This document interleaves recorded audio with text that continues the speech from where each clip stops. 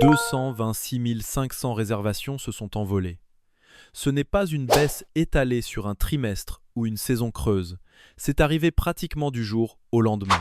Pas d'explosion spectaculaire, pas de déclaration de guerre, aucune catastrophe virale capturée par le smartphone d'un passant. Juste un chiffre, froid, clinique et absolument dévastateur, qui a atterri sur nos bureaux à l'autorité du tourisme de Dubaï comme un verdict pour lequel personne n'était préparé. En tant qu'employé ici, je peux vous dire que le plus effrayant dans cette histoire, ce n'est pas le volume des annulations, mais le poids du silence qui l'accompagnait dans nos couloirs. Ce qui nous a frappés, c'est le silence qui a suivi, ce calme institutionnel presque irréel. Nous avons assisté à une non-réponse millimétrée de la part d'une ville qui a passé des décennies à perfectionner l'art de projeter une image d'invincibilité totale. Dubaï ne connaît pas l'effondrement. Dubaï ne recule jamais. Dubaï, c'est ces tours de verre qui perçant les nuages, ces îles artificielles visibles depuis l'espace. Nous construisons l'impossible et nous vous facturons le prix fort pour en être les témoins. C'est notre culture de travail, notre mantra quotidien, et voir ce mur de certitude se fissurer en silence était quelque chose d'absolument impensable pour nous. Voilà la marque. Voilà la promesse que nous vendons au monde entier. C'est le contrat tacite que cette métropole du désert a passé avec l'imagination globale depuis 30 ans. Alors, quand 226 500 réservations de voyage se sont évaporées dans ce que nos analystes décrivent maintenant comme un événement de compression massif, un retrait simultané de la confiance des consommateurs, le silence de nos couloirs officiels était plus que troublant. Ce n'était pas seulement inhabituel, c'était révélateur d'une panique interne que nous n'avions pas le droit d'exprimer, une fissure dans le vernis doré que nous essayons désespérément de maintenir. Dans l'économie de la perception, le silence d'un gouvernement, qui inonde normalement chaque gros titre négatif d'un contre-récit agressif, devient lui-même un gros titre. C'est l'histoire de la façon dont la destination touristique la plus férocement marketée au monde s'est engouffrée directement dans la seule crise que son budget publicitaire colossal ne pouvait pas résoudre. Nous avons l'habitude de tout réparer avec des campagnes brillantes, mais là, les leviers habituels ne répondaient plus. C'est l'histoire d'un système qui a cru pouvoir dompter la réalité à coups de milliards, pour finalement se retrouver impuissant face à un changement brutal de la psychologie des voyageurs. C'est l'histoire des variables que nous avons ignorées, des avertissements que notre direction a balayés d'un revers de main et du point de bascule qui a transformé un simple ralentissement en un effondrement silencieux. Ce n'est pas le récit d'un mauvais trimestre parmi d'autres. C'est le récit de ce qui arrive quand une ville construite entièrement sur l'architecture de l'aspiration et du rêve se heurte aux mathématiques froides d'un monde qui réévalue brusquement le coût réel de cette aspiration. Nous voyons les chiffres changer sur nos écrans, mais personne ne voulait admettre que le modèle lui-même était être en train de s'essouffler sous nos propres yeux. Revenons un peu en arrière. Pas seulement au mois dernier, ni à cet événement massif d'annulation de réservations. Regardons plutôt là où les lignes de faille ont commencé à se dessiner, car des effondrements de cette ampleur ne sont jamais soudains. Ils se révèlent brutalement, certes, mais ils se construisent dans l'ombre pendant des années. La machine touristique de Dubaï est l'une des constructions les plus extraordinaires de l'histoire économique moderne, un projet titanesque auquel j'ai eu le privilège de participer. Mais, sous le luxe et les paillettes, les fondations commençaient déjà à montrer des signes de fatigue que nous avons préféré ne pas voir à l'époque. En 1990, notre émirat recevait moins de 600 000 visiteurs internationaux par an. En 2023, ce chiffre avait grimpé jusqu'à 10 à 7,15 millions. Pour 2024, l'objectif officiel que nous devions atteindre était fixé à 25 millions. Cette courbe de croissance n'avait absolument rien de naturel ou d'organique. Elle a été entièrement pensée, calculée et produite par l'ingénierie humaine. Chaque étape était orchestrée pour faire d'un morceau de désert le centre de l'attention mondiale, une transformation radicale que nous avons menée tambour battant, sans jamais nous arrêter pour respirer. Chaque décision architecturale, chaque investissement massif dans les infrastructures, chaque partenariat international et chaque route aérienne négociée par Emirates, la plus grande compagnie long courrier au monde, était un pion déplacé sur un échiquier géant. L'objectif était unique, transformer une ville sans identité touristique historique en la destination la plus désirée de la planète. Et pendant une période incroyable, cela a fonctionné au-delà de nos espérances. Le Burj Khalifa est devenu la structure la plus photographiée de la Terre. La Palme Jumeirah est devenue une carte postale qui se vendait d'elle-même, un symbole de notre capacité à défier la nature elle-même. L'Expo 2020, bien que retardée par la pandémie, a finalement attiré 24 millions de visites entre 2020 et 2022. Ces chiffres semblaient valider toute notre stratégie. L'investissement dans le spectacle pur portait ses fruits. Le modèle fonctionnait à plein régime, mais sous ces gros titres triomphants, des pressions structurelles s'accumulaient. Nos mesures de performance globale masquaient systématiquement des réalités plus sombres. Le premier problème majeur était celui du coût, une variable qui commençait à peser lourdement sur l'expérience réelle des visiteurs, bien au-delà de ce que nos brochures de luxe laissaient paraître. Dubaï devenait de manière mesurable et vérifiable beaucoup trop cher pour les touristes de la classe moyenne internationale, ceux qui forment pourtant la colonne vertébrale de toute économie de tourisme de masse. Entre 2019 et 2024, les tarifs moyens des chambres d'hôtel ici ont augmenté de 34%. Les coûts dans les restaurants de milieu de gamme ont grimpé de près de 28%. Ce n'était plus seulement une destination premium, c'était devenu un luxe difficilement justifiable pour des familles qui devaient désormais arbitrer entre une semaine chez nous ou des vacances plus longues et plus abordables ailleurs. Les transferts d'aéroports, les forfaits d'activités, les passes pour les clubs de plage, tous ces coûts annexes qui définissent l'expérience vécue d'un voyage à Dubaï ont explosé. Ces prix ont augmenté d'une manière totalement déconnectée de la croissance des revenus de la base de touristes censés les payer.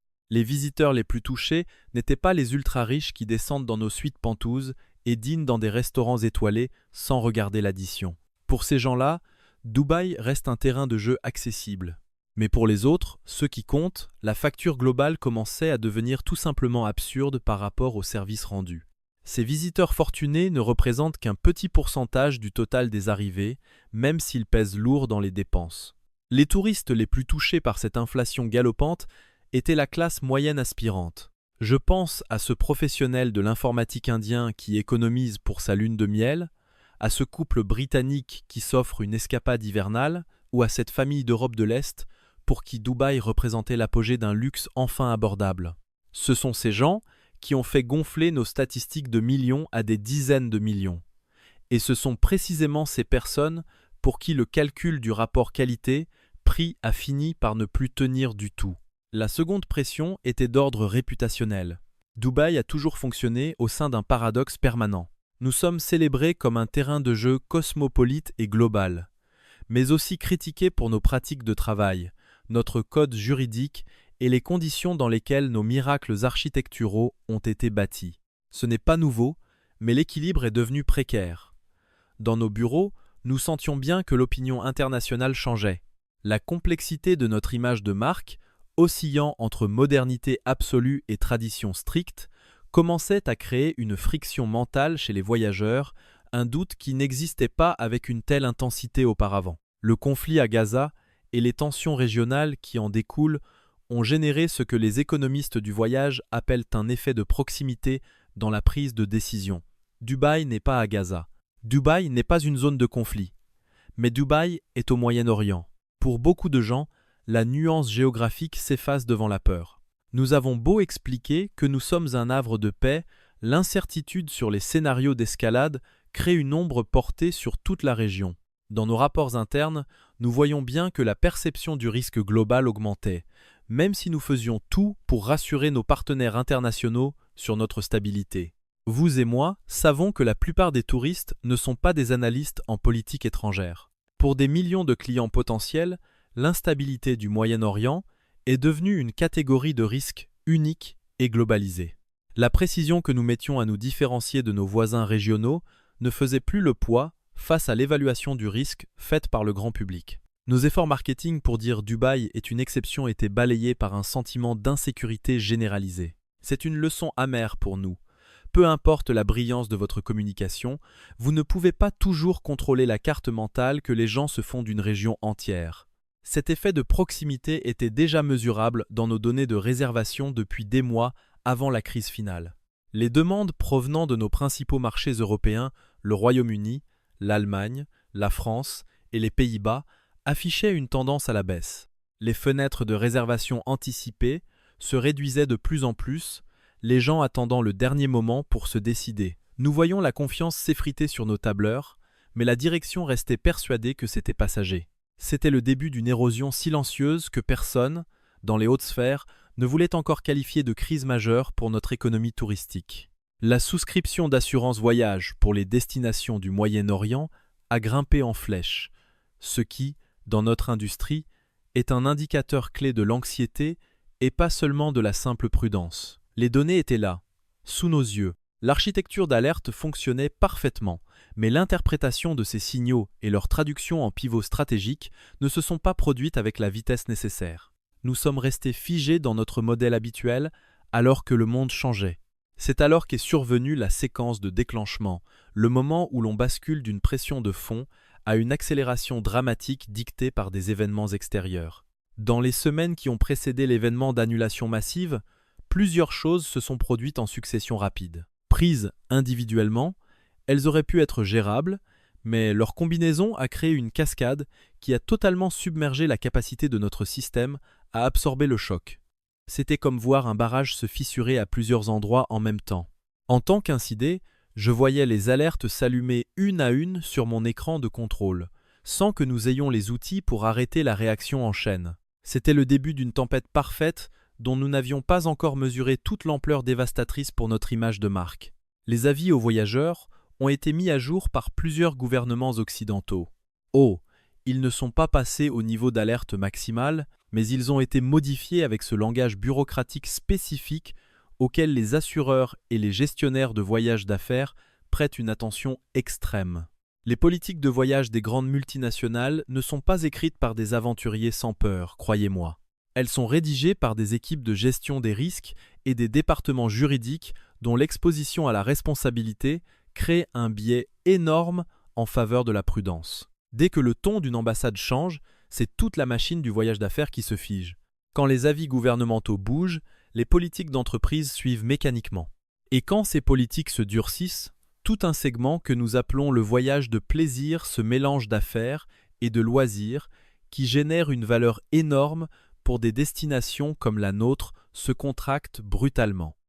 Nous avons vu des congrès entiers s'annuler et des cadres annuler leurs extensions de séjour.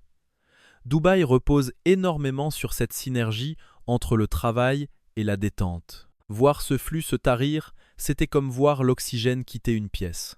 L'impact financier pour nos hôtels de luxe a été immédiat et d'une violence que nous n'avions pas anticipée. Au même moment, une série d'incidents sur les réseaux sociaux impliquant des touristes ayant des ennuis judiciaires est revenue sur le devant de la scène. Ce n'étaient pas des affaires nouvelles, mais l'algorithme se moque éperdument de la chronologie. Ce qui lui importe, c'est l'engagement. Les histoires de touristes risquant la prison à Dubaï génèrent énormément de clics sur les marchés occidentaux, surtout au Royaume-Uni, qui est historiquement l'un de nos réservoirs de visiteurs les plus précieux. Ces récits ont circulé partout, amplifiés par des influenceurs et des agrégateurs de nouvelles, touchant un public déjà rendu nerveux par le contexte géopolitique ambiant. Ces histoires se sont propagées comme une traînée de poudre, atterrissant sur les écrans de gens qui cherchaient déjà des raisons de reconsidérer leur projet de voyage. L'effet a été dévastateur. On ne luttait plus contre des faits, mais contre une vague d'émotions et de peur numérique. Puis, les données sur les coûts réels sont tombées, enfonçant le clou. Une analyse très partagée, reprise par les grands médias financiers, détaillait le prix réel d'une semaine de vacances à Dubaï pour une famille de 4 personnes. La comparaison avec d'autres destinations était sans appel, nous étions devenus une option bien trop coûteuse pour le commun des mortels. Les chiffres étaient brutaux et impossibles à ignorer.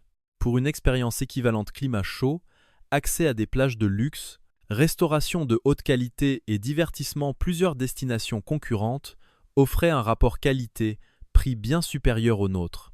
On ne parle pas de petites différences, mais d'écarts de prix massifs qui faisaient réfléchir même les plus fidèles de nos visiteurs. Pour nous, au département marketing, c'était un cauchemar. Comment justifier nos tarifs quand le reste du monde semble soudainement plus accessible ? Cette analyse n'est pas restée dans les cercles d'experts, elle a fuité partout, du grand public aux investisseurs. Les Maldives étaient devenues plus compétitives grâce à des forfaits agressifs. Les stations balnéaires de la Méditerranée, traversaient un cycle de dévaluation qui les rendait soudainement accessibles à ceux qui les trouvaient trop chers auparavant. Et l'Asie du Sud-Est, la Thaïlande en tête, capturait le marché de la classe moyenne aspirante avec une proposition de valeur que Dubaï ne pouvait tout simplement pas égaler avec ses prix actuels. Nous étions coincés. Baisser les prix risquait de casser notre image de marque premium, mais les maintenir nous condamnait à voir nos clients partir chez la concurrence. C'était une impasse stratégique totale pour nos équipes. Cette analyse n'a pas seulement circulé dans la presse spécialisée. Elle a envahi Reddit, TikTok et les groupes Facebook où les familles planifient leurs vacances et débattent des meilleures options en commentaire. C'est le genre de diffusion organique, de pair à pair, qu'aucune campagne publicitaire ne peut contrer. Cela opère à un niveau de spécificité et de confiance sociale que la publicité traditionnelle ne pourra jamais répliquer. Nous regardions les fils de discussion se multiplier, impuissants. Quand les gens commencent à se dire entre eux que Dubaï ne vaut plus le coup, vous avez déjà perdu la bataille, peu importe la taille de votre budget de communication. Ce qui est arrivé ensuite est ce que les théoriciens des systèmes appellent une transition de phase. Les pressions individuelles coût de la vie, réputation, complexité géopolitique, anxiété de proximité et incidents déclencheurs s'étaient accumulées séparément dans leur coin. Puis, elles ont commencé à interagir les unes avec les autres, créant une réaction en chaîne incontrôlable. C'est là que le vernis a vraiment craqué. En tant qu'employé au cœur du réacteur, j'ai vu le moment précis où ces forces ont convergé pour transformer une série de problèmes gérables en une crise systémique qui menaçait tout ce que nous avions construit. Chaque pression venait renforcer la suivante dans une sorte de réaction en chaîne incontrôlable. Le coût de la vie rendait nos clients plus sensibles aux gros titres alarmistes sur les risques régionaux, et ces mêmes gros titres les poussaient à scruter encore plus nerveusement la concurrence tarifaire. Pour beaucoup, l'incertitude géopolitique ne valait tout simplement plus la peine d'être tolérée quand on payait le prix fort. Dans cette économie de attention où tout va si vite, dès qu'une destination perd son élan aspirationnel, elle cesse d'être une évidence pour devenir une source d'interrogation. Annuler une réservation N était plus seulement une décision logique, était devenu un réflexe presque instinctif pour des milliers de voyageurs. Nous avons recensé 226 1500 annulations au total, ce que nos tableaux de bord et les données agrégées qualifient aujourd'hui de retrait concentré massif. Du jour au lendemain, nos écrans de contrôle se sont allumés de partout. Les plateformes de voyage enregistraient des pics de demande de remboursement simultanés sur plusieurs marchés clés à la fois. Ce n'était pas un simple ralentissement saisonnier. Était une vague de fond qui balayait tout sur son passage. En tant qu'employés du secteur, nous voyons les chiffres défiler avec une inquiétude grandissante, réalisant que le vent venait de tourner brusquement pour notre hub international. Des hôtels de luxe 5 étoiles aux établissements plus modestes, tout le monde a vu ses prévisions d'occupation s'effondrer en un clin d'œil.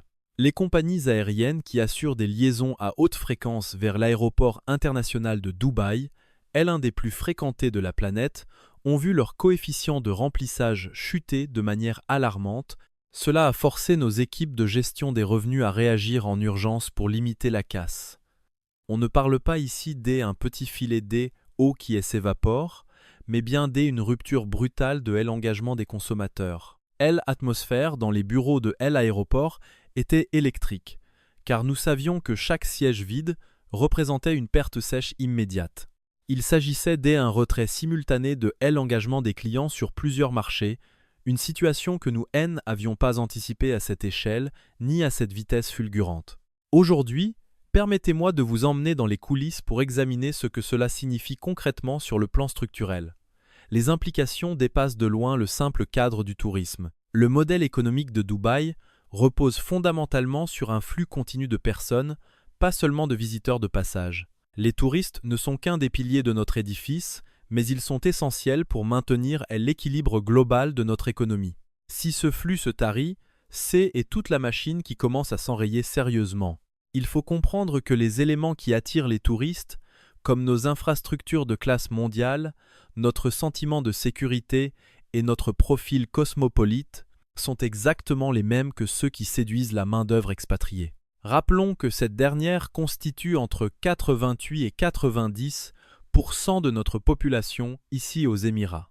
Ce sont ces mêmes atouts qui attirent les investisseurs immobiliers et les grandes entreprises internationales qui choisissent Dubaï comme hub régional stratégique. Dans mon travail quotidien, je vois bien que le tourisme n'est pas une île isolée. Tout est lié, tout communique, et chaque touriste est un ambassadeur potentiel pour nos futurs investissements. Le tourisme est en réalité la vitrine de toute notre proposition de valeur.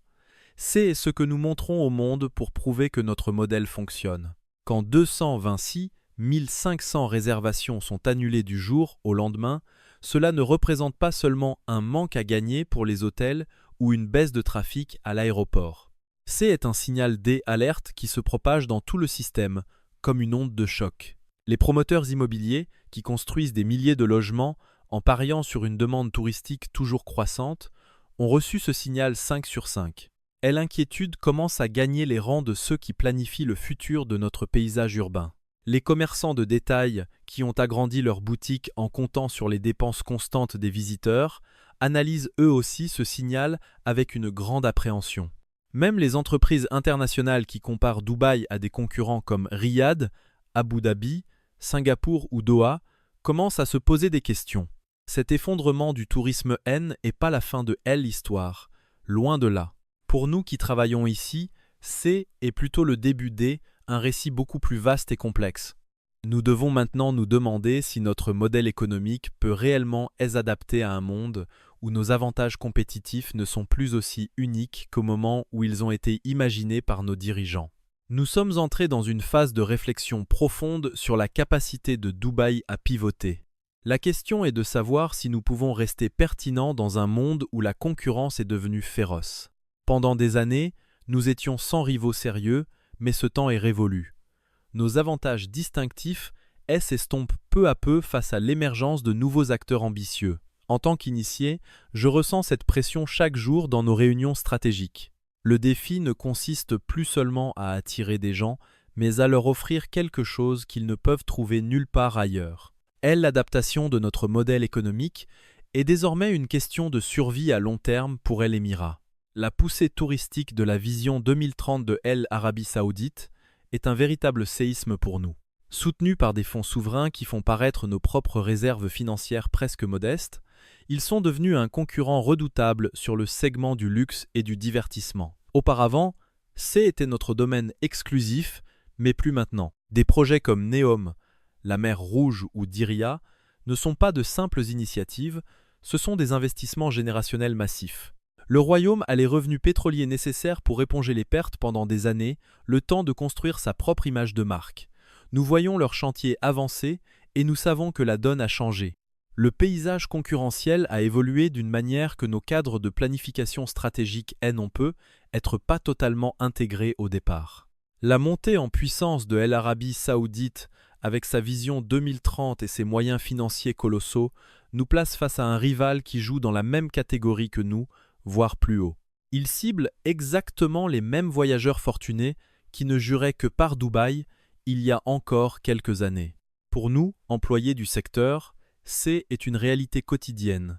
Nous devons nous battre pour chaque réservation face à des projets saoudiens qui promettent l'impossible. La domination quasi exclusive que nous exercions sur le luxe régional est sérieusement contestée.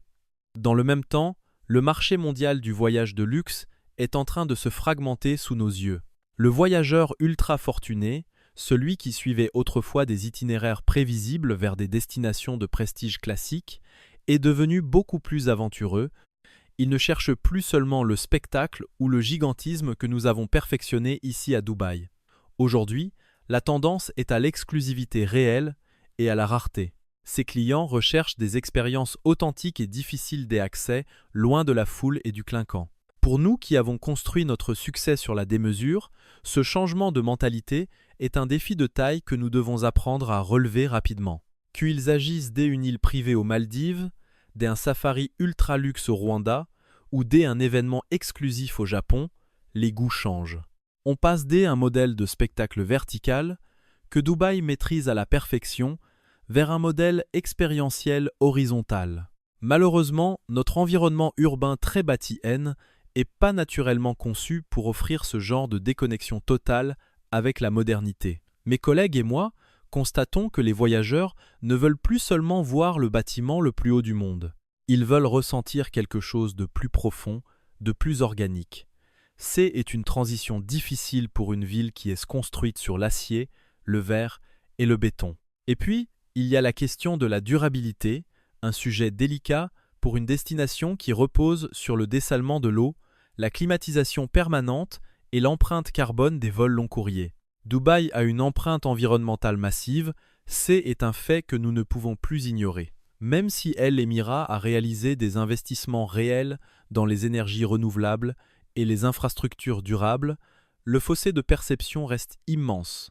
Le public ne voit pas toujours les efforts que nous déployons en coulisses. Pour beaucoup de gens à l'extérieur, nous restons le symbole d'une consommation excessive, et cette image commence à peser lourdement sur notre attractivité globale. Les voyageurs, surtout les plus jeunes qui représentent l'avenir du tourisme mondial, accordent de plus en plus d'importance aux critères de durabilité.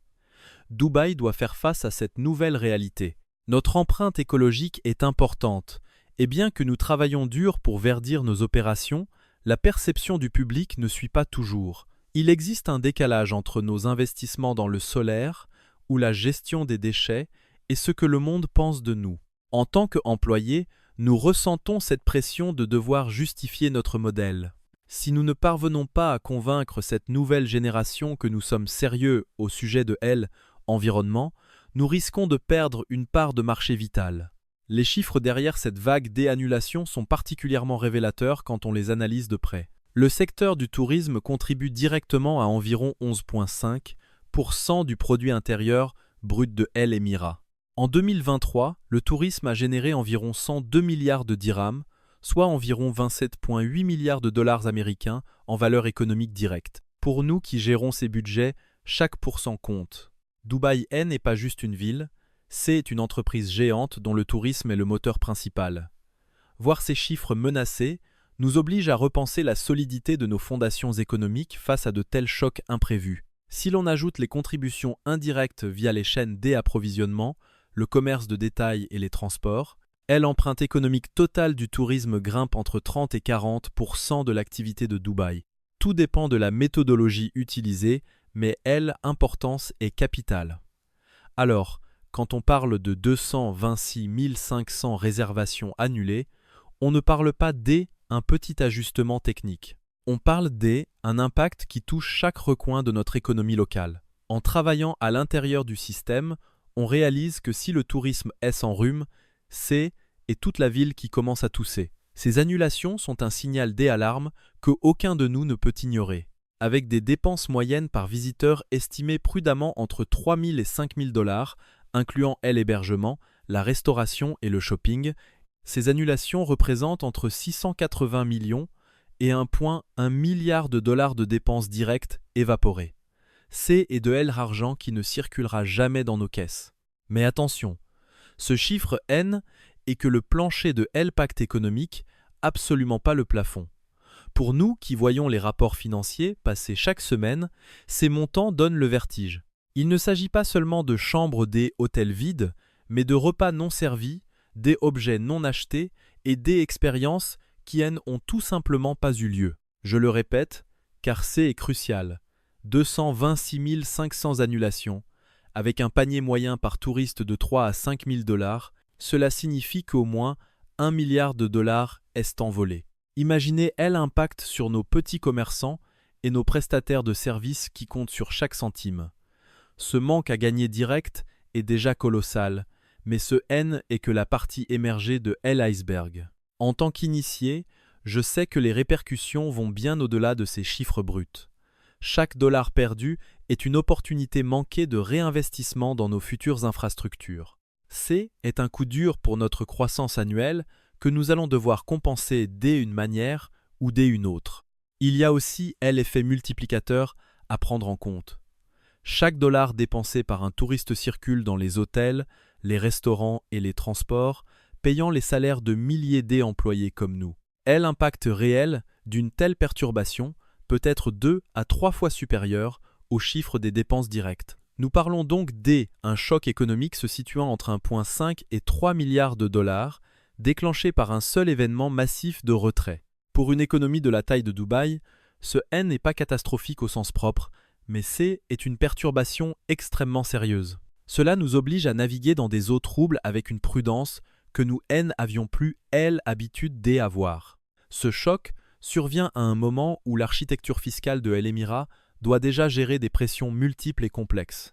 Il y a le coût continu de nos projets d'infrastructures ambitieux, les besoins de financement de nos fonds de développement souverains et la nécessité de rester compétitifs.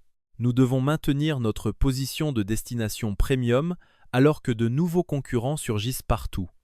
Pour nous qui sommes à l'intérieur, la marge de manœuvre semble se réduire. Chaque décision budgétaire est désormais scrutée à la loupe. Nous ne pouvons plus nous permettre le luxe de l'erreur.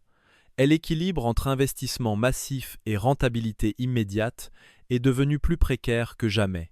Le secteur hôtelier est la victime la plus visible. Dubaï est engagé depuis des années dans un cycle de construction agressif, basé sur une croissance continue des visiteurs selon la trajectoire des avant 2024. Quand la demande se contracte au moment précis où de nouveaux hôtels ouvrent leurs portes, on se retrouve face à un problème structurel de taux d'occupation. Ce N n'est pas le genre de situation qui se règle en quelques mois, il faudra des années pour retrouver un équilibre. En tant qu'employés de ce secteur, nous voyons les hall-days entrer désespérément calmes et nous savons que la bataille pour remplir ces chambres va être longue et difficile pour nous tous. Les hôteliers se retrouvent forcés de brader leurs prix, une guerre des tarifs qui détruit littéralement nos marges. Cette réduction des prix pose aussi un problème des images de marque, car une partie de la valeur de Dubaï repose précisément sur ces tarifs premium. Si nous baissons les prix dans une catégorie, cela envoie un signal négatif à l'ensemble du marché. On risque de dévaluer tout ce que nous avons construit au fil des décennies. Les compagnies aériennes sont déjà en train de recalibrer leurs offres. Pour nous qui travaillons dans la stratégie, voir nos prix s'effondrer est un crève-cœur, car nous savons à quel point il sera difficile de les faire remonter une fois la crise passée. Emirates, notre transporteur national, qui est autant une entité commerciale qu'un instrument stratégique, a heureusement les reins solides. Sa diversification lui permet d'absorber les chocs de demande à court terme sans subir de dommages existentiels majeurs. Cependant, ces décisions d'allocation de capacité, comme le choix des types d'appareils pour chaque route, reflèteront inévitablement les données de réservation actuelles. Si les gens ne viennent plus, les avions seront redéployés ailleurs. En travaillant en interne, on voit bien que même un géant comme Emirates doit rester agile. L'optimisation des routes est devenue notre priorité absolue pour éviter de faire voler des avions à moitié vides. La question que tout le monde se pose ici, de l'industrie du tourisme aux investisseurs en passant par les résidents, est de savoir s'agit un simple choc passager ou un changement structurel profond. Les changements structurels sont bien plus redoutables. Ils ne répondent pas aux campagnes de marketing classiques ni au redéploiement de la flotte aérienne. Ils exigent une remise en question totale de notre proposition de valeurs fondamentales. Pour nous, employés dévoués, est une période d'incertitude. Nous devons savoir si nous devons simplement attendre que l'orage passe ou si nous devons apprendre à naviguer dans un tout nouvel océan. La réponse déterminera notre avenir. Faire face à un changement structurel demande parfois la chose la plus difficile pour une institution ou une ville. Admettre que certaines hypothèses du passé ne sont plus valables aujourd'hui. L'évaluation honnête des données montre que Dubaï traverse actuellement une combinaison complexe des deux phénomènes. Nous subissons à la fois un choc brutal et une mutation de fond de notre marché. Dans nos bureaux, l'ambiance est au réalisme. Nous savons que nous devons nous réinventer face aux nouvelles menaces concurrentielles. Ce N n'est pas une mince affaire, mais l'histoire de Dubaï a toujours été celle d'une adaptation constante. Nous allons devoir puiser dans cette résilience. La crise des annulations présente toutefois des caractéristiques de choc temporaire. Elle a été déclenchée par une convergence des événements spécifiques qui ne sont pas éternels. Les tensions géopolitiques finissent toujours par fluctuer et les cycles médiatiques passent à autre chose. Les avertissements aux voyageurs peuvent être révisés avec le temps. Ce ne sont pas des obstacles structurels inamovibles, mais des variables qui peuvent évoluer en notre faveur. Pour nous, qui travaillons sur le terrain, il y a encore de l'espoir. Nous devons rester concentrés sur la qualité de notre service en attendant que la perception mondiale, elle, s'apaise. La roue tourne et nous serons prêts quand elle reviendra. Derrière le choc initial que nous avons tous ressenti ici, dans les bureaux de l'administration, se cachent des dynamiques structurelles profondes qui ne se résoudront pas par de simples campagnes de marketing ou des promotions éphémères. Le problème du coup est devenu structurel. Nous avons délibérément choisi de positionner Dubaï sur le segment du très haut de gamme et les frais d'exploitation d'une métropole de ce rang ne sont pas compressibles sans s'attaquer à l'âme même de notre destination. Le paysage concurrentiel a basculé de manière irréversible. Pour nous, qui voyons les chiffres défiler chaque matin, il est évident que l'innovation ne suffira plus à masquer une réalité économique brutale qui menace notre modèle de développement à long terme. L'investissement massif de l'Arabie saoudite dans le secteur du tourisme n'est pas un simple feu de paille ou une tendance passagère. C'est un programme colossal prévu sur 10 ans, soutenu par des ressources financières qui ne tariront pas de sitôt. Parallèlement, nous observons un changement radical chez les jeunes voyageurs, pour qui la durabilité est devenue une exigence structurelle. C'est une évolution des valeurs générationnelles qui va s'accentuer à mesure que ces voyageurs gagneront en pouvoir d'achat. Dans nos réunions internes, on sent bien que le monde change et que les critères de choix de nos clients ne sont plus les mêmes.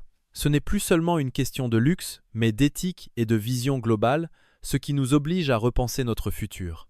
La cité qui a bâti l'impossible fait maintenant face au défi le plus complexe de son histoire. Ce n'est pas une menace extérieure que l'on peut balayer à coups d'investissement et de spectacles grandioses, mais un véritable examen de conscience interne. Nous devons nous demander si le modèle qui a créé notre succès est encore capable de nous porter. Dans les couloirs de l'autorité du tourisme, l'ambiance est électrique et la planification des réponses est d'une intensité rare.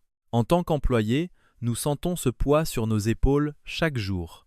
Nous ne cherchons plus seulement à attirer des visiteurs, mais à savoir si la fondation même de notre réussite est encore assez solide pour les décennies qui arrivent, ou si le château de cartes commence à vaciller sérieusement.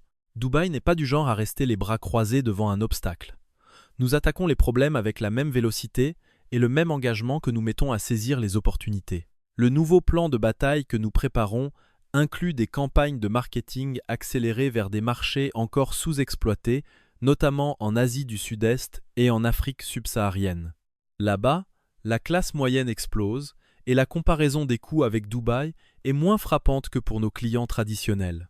Accrochez-vous, car c'est ici que l'on voit vraiment la stratégie se mettre en place. Nous essayons de pivoter rapidement pour trouver de nouveaux relais de croissance avant que l'érosion de nos marchés historiques ne devienne totalement irrécupérable. Ce plan inclura également des programmes d'incitation massifs, des offres groupées conçues pour réinitialiser la perception de la valeur sur les marchés européens et nord-américains. C'est là que le récit sur la cherté de Dubaï a fait le plus de dégâts dans nos statistiques.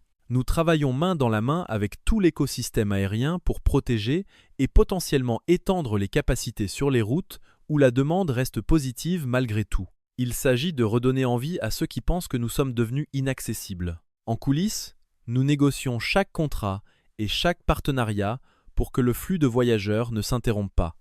Car une fois que les avions s'arrêtent de voler, le rêve que nous vendons chaque jour s'effondre très rapidement. Il y a aussi tout un travail diplomatique de l'ombre pour influencer la manière dont les gouvernements étrangers rédigent leurs avis aux voyageurs. C'est une tâche discrète qui ne fait jamais la une des journaux, mais qui pèse énormément sur nos données de réservation globale.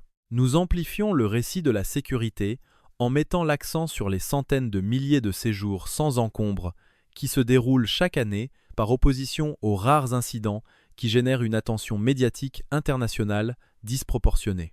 Pour nous, il est crucial de rappeler que la réalité quotidienne ici est bien loin des scandales montés en épingle. C'est une bataille permanente pour l'image que nous menons chaque heure afin de préserver la confiance de nos futurs visiteurs. Toutes ces réponses que nous mettons en place sont rationnelles et réfléchies.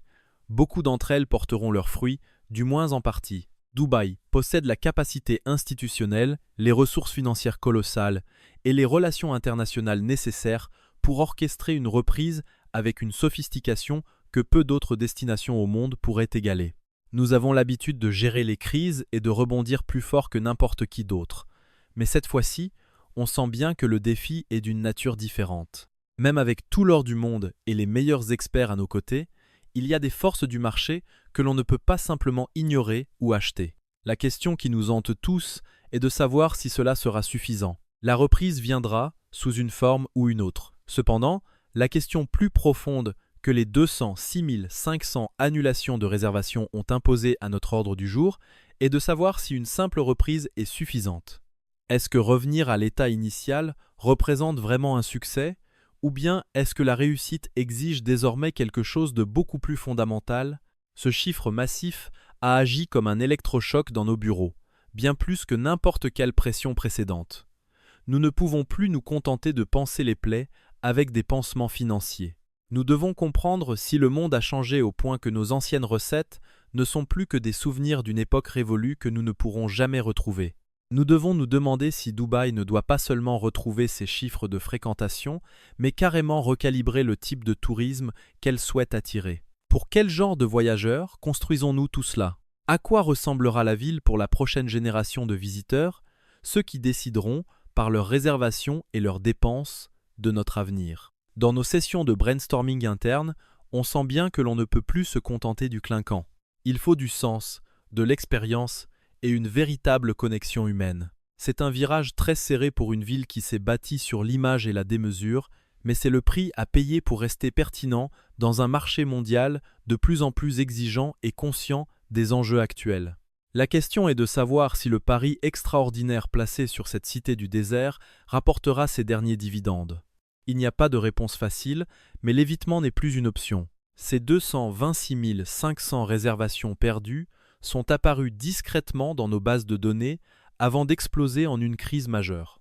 Personne, dans notre établissement touristique si poli, si confiant et si parfaitement orchestré, n'avait prévu cela. Ce n'est pas parce que les signes avant-coureurs étaient invisibles, bien au contraire. Mais nous étions peu, être trop occupés à polir notre image pour voir que le sol commençait à trembler sous nos pieds. La réalité nous a rattrapés brutalement au moment où nous nous y attendions le moins dans nos bureaux. Les signes étaient là, pourtant. Les analyses étaient disponibles sur nos bureaux depuis des mois. Mais dans une ville bâtie sur la certitude que l'ambition gagne toujours, que l'investissement rapporte forcément et que le spectacle finit toujours par convaincre, l'idée même que le modèle puisse atteindre un point de rupture était structurellement difficile à admettre. Nous avons été formés à croire que rien n'est impossible à Dubaï, ce qui nous a rendus aveugles aux limites naturelles de notre propre système. Aujourd'hui, en regardant les graphiques, je réalise que notre plus grande force, cette volonté inébranlable, est aussi devenue notre plus grande faiblesse. On ne peut pas forcer le monde entier à nous aimer éternellement sans jamais se remettre en question. Ce qui va se passer ensuite ici sera l'une des histoires touristiques les plus importantes de la décennie.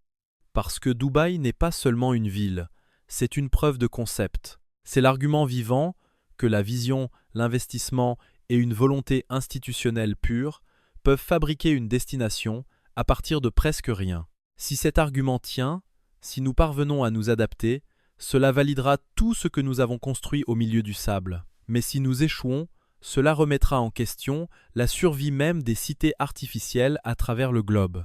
Pour nous qui travaillons ici chaque jour, l'enjeu dépasse de loin le simple cadre du travail.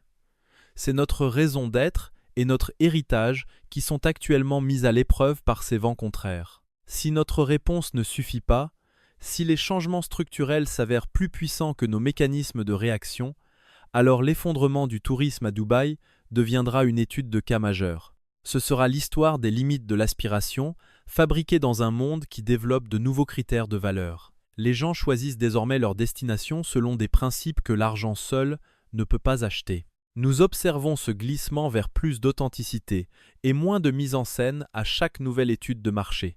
Si nous ne suivons pas le mouvement, nous risquons de devenir un magnifique musée à ciel ouvert, témoin d'une époque où le luxe ostentatoire suffisait à faire rêver les foules, mais qui aujourd'hui ne parle plus à personne.